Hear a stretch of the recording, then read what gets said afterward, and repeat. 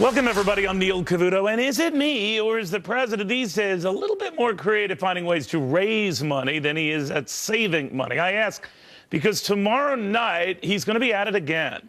A State of the Union speech that'll be big on soaking the rich, not so big on cutting spending. In fact, he wants to increase spending. Now, that is not shocking.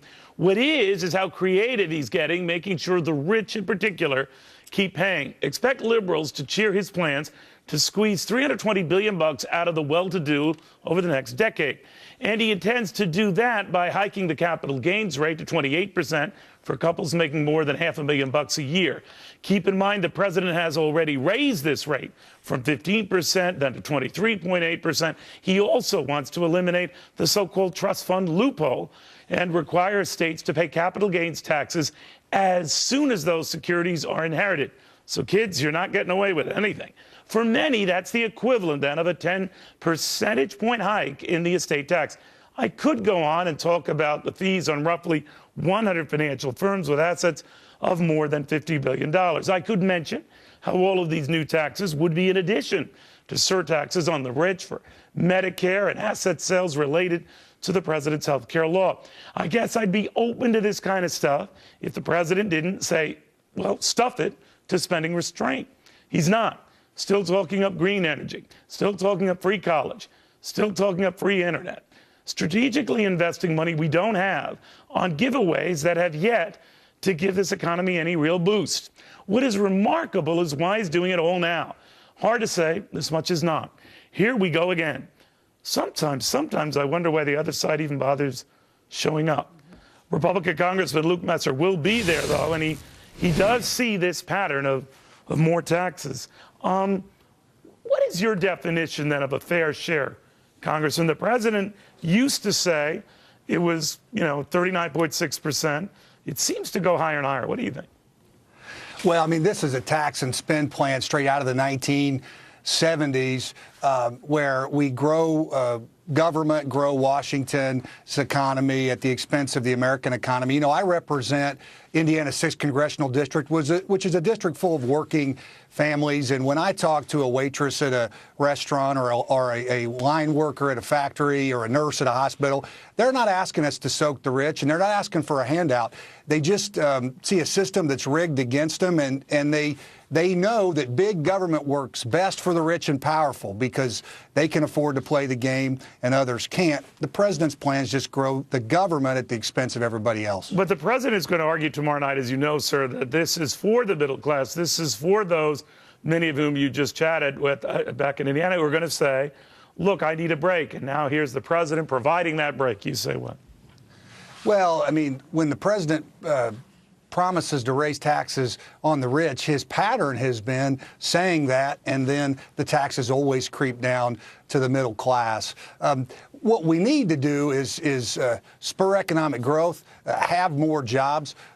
When you look back at our history, and you alluded to it, Neil, in the 1950s, 1980s, the 1990s, when we had a booming economy and growing wages, it was because we had a healthy economy. And the best way to raise wages, and the reality is the shrinking paycheck is what many Americans are experiencing.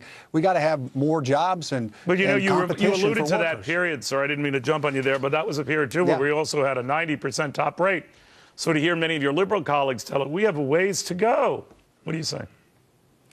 Well, I mean, we had great tax cuts, as you know, in the 1980s, and we had spending reductions in the 1990s. You know, the federal government last year took in $3 trillion. That's 40% more than just 5 years ago when we took in $2.1 trillion.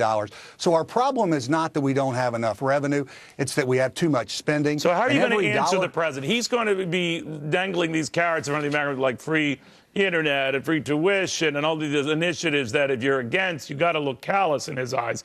So how will you present it to your constituents? And no, this is a head fake. What are you going to say? Well, I think one thing we got to do is start talking about a balanced budget amendment. I mean, people out in America understand you can't spend money that you don't have, and we need to start focusing on the policies that will grow our economy.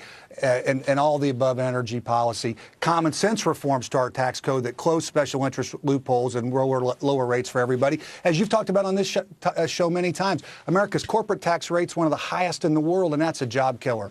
Those are the kinds of things we ought to be doing. And it's a job not quitter. A trying to lot of grow those government. guys, to your point, are leaving town. Congressman, it's always a pleasure. Look forward to seeing that crowd tomorrow night. Thank you, sir, very, very much. Thanks, Neil. Take Well, care. the president is expected, to the congressman's point, to say that the rich should stop whining and start paying, that they can afford it, and that it's time they pay their fair share. But maybe it's just me. What exactly is a fair share? I thought when the president returned the top rate to 39.6%, that was that. I think even the president said something like that. Then his health care law and the surtax on the rich to pay another couple of percent in Medicare-related taxes, bigger taxes on asset sales to pay for that health care law. Those taxes added up to the top rate now moving up to 45%. And I've not even addressed state and local taxes that in many states take it over 55%, some states over 60%. So back to my rather simplistic question. What is fair? What is a proper share? To the Fox Biz All-Stars, Lizzie McDonald, Jonas Max Ferris, and Tracy Burns. Tracy, what is fair share? Not that. That is not fair, Liz. Neil, when... I'm Neil. Lizzie's going to give you the numbers. I know she is, and that's what I was going to say. But you work all your life, you come home, and your paycheck's gone even before you paid your bills because already so much of it goes to taxes. Look, it's not going to trickle down the way he wants. Hurting the rich, that's just ridiculous now. It doesn't work because, well, they're smart enough to figure out loopholes and get around this. This notion that you're hurting the inherited is crazy. I mean, that's not fair to them. And all you're doing is pulling more money out of the economy. To your point, you're pulling people out of this country. You're going to see more and more people sheltering money overseas, and you're going to see stock market gyrations if these capital gains go into effect. The president will no doubt refer to this market and how it's been on a tear, the bumps notwithstanding lately, and that if he is so awful for them, they have a funny way of showing that. Well, it's not. It's the Federal Reserve's doing. I mean, the Fed orchestrated that. You know, you're right to bring up the capital gains rate and, you know, what is the fair share. You know, I got to say, time and again, this president thinks that you can make the middle class richer by making the rich poorer. There is no economic pie that you take a slice out of and then give it to somebody else. And then, you know, you put it in a lockbox first and give it that. It doesn't work that way. And, you know, what's really bad is the capital gains tax hikes, because he is saying that essentially, oh, you know, 28%, bring it back to the Reagan era. Well, the Reagan era didn't have the 39.6 income tax rate. And also, the Obamacare has a capital and that gains capital tax. gains rate had come down. Yeah, that's right. It depends on where you take the snapshot. But Neil, you know, when he says 28% capital gains, which hits the small businesses who create the jobs, that doesn't include his Obamacare cap gains hike, which brings it to 31, and then you bring it state and local, you get it to 35-40. That hits small businesses. The small business creates the jobs in this country. Instead, we have the government creating jobs in the compliance industry, what kind of worries the accounting industry. Whether you're for a lot of the nuances of these tax provisions, I always go, they're very creative. You know, what he's trying to do now in capital gains, what he's trying to do with these 50-odd businesses and their assets and everything else. It's clever, but I wish he would use a fraction of that cleverness to address spending. And I'm not saying in some Herculean fashion, just something that shows you could be half as aggressive on the spending side as you can on the revenue side. Definitely. The first Obama tax increase really targeted the 1%. This is really the 0.01%. He's totally left everybody else out of the mix in the sense that, you know, under Clinton, we had much higher taxes on a family making $100,000 with a mortgage and 2 kids.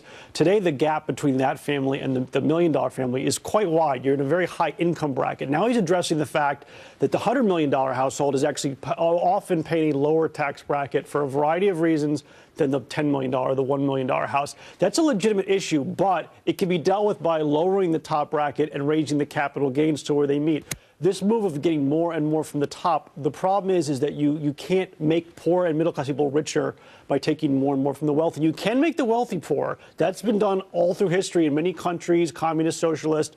But you can't just magically make other people earn more because you have a 70%. But what is scary when you look at all those combined taxes, besides just the top income rate and the 2.8% surcharge, close to 4% Medicare related to pay for the health care law, you add that all up, you're already around the 50% mark. I haven't gotten into state. So you as an accountant, I mean, where do you see this going? I'm telling you, they will find loopholes. This is not going to work. This is why it backfires every single time.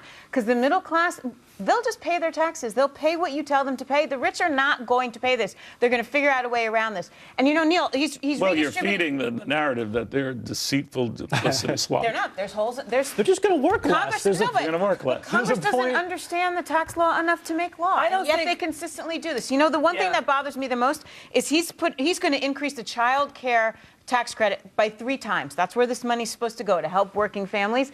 It is ripe for fraud. That, the earned income tax credit. We're getting robbed. What are you saying? A lot of people will claim that their 45-year-old child is still needs care. Fraud. Needs care. Listen, you can't mistake spending for achievement, and I don't think the voters voted in the GOP and to take control of the Senate and both houses to raise taxes. You can't mistake spending for achievement. Well, yeah, you can. Very nice, very nice.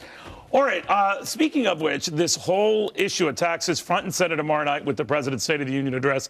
Our coverage begins at 8 p.m. We have got who's who of possibilities here, including a woman who just could be president, former HP CEO Carly Fiorina, Sun Microsystems co-founder Scott McNeely. We've got real estate mogul and Barack Obama friend Don Peebles, media tycoon Conrad Black from up north in Canada, and response from the likes of Senator Ted Cruz.